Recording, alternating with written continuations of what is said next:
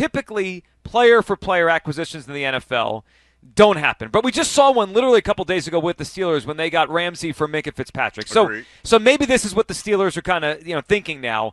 And I thought about it yesterday. So I want to make it clear.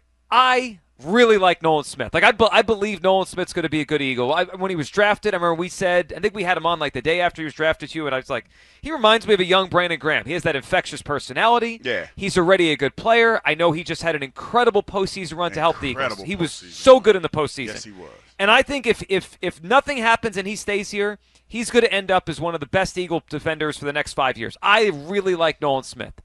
But the more I thought about the concept, like Nolan Smith and a late-round draft pick for T.J. Watt, Hugh, the more I have to do it if I'm the Eagles. If it is out there, I have to. Let me hit a couple things that I've been thinking about. Number one, and I know you're going to bring this up. I know a lot of people have. He's cheaper, right? He's way cheaper, and that's a big deal. That's a big deal.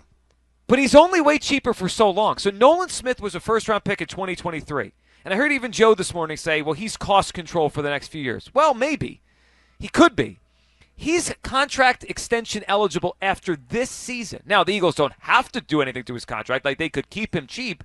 But if they like him and he produces, I imagine the Eagles are going to pay Nolan Smith after this season. So, although he won't make as much as T.J. Watt, I understand that, he's not going to be dirt cheap for much longer. So that's one. Number two, if the Eagles don't get a T.J. Watt, where else is he going? If this blows up in Pittsburgh, where's he going to go?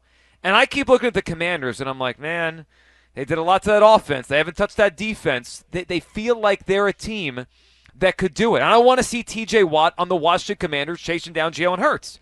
The third thing that I think is important to note in this whole thing is while I like Nolan Smith a lot, I think there is a little bit of a red flag we're ignoring with him. He is a smallish defensive end that has had injuries in each of his first two seasons. A little injury prone. So the first year was the shoulder, and it kind of ruined his whole first year in the NFL. He didn't get to do much because he was kind of out of it the whole first year. And then he's coming off of a torn triceps in the Super Bowl. Is he going to hold up at 240 pounds? I don't know. I mean, maybe he is, but I don't know, and that's part of why this is on my mind.